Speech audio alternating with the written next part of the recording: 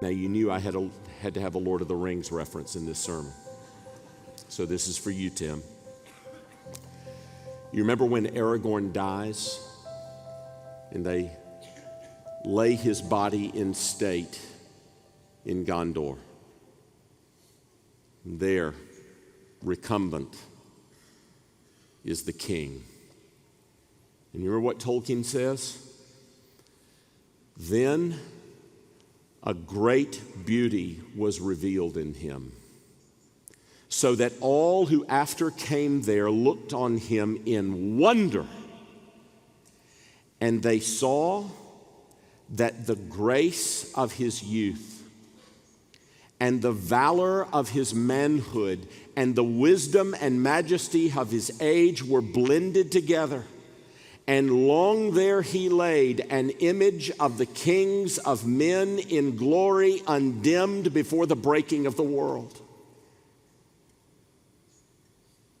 You understand that's going to happen to you, but you're going to be alive. You're going to meet one another, and you're going to say, look what God has wrought in her. I always loved her. I always admired her. She's perfect. It's my best friend. I knew him like I knew my own soul. I admired all the qualities and graces that God had worked in his life, but now, perfect. Remember the serpent in the garden says to Eve and Adam, take that fruit, disobey God, and you'll be like God. That's why he doesn't want you to take it.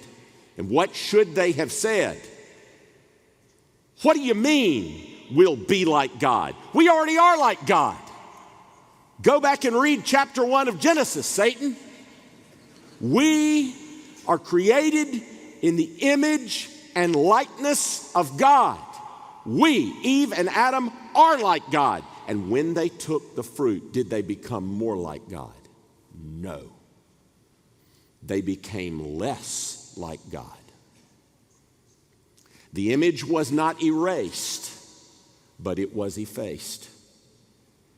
And in our redemption, God not only pardons and accepts us, but he begins a process of making us again into the fullness of his image before the fall of man marred this world, until one day he will look at us and we will be like him. Or if I can use the language of John in 1 John 3:2, we shall see him as he is, for we shall be like him.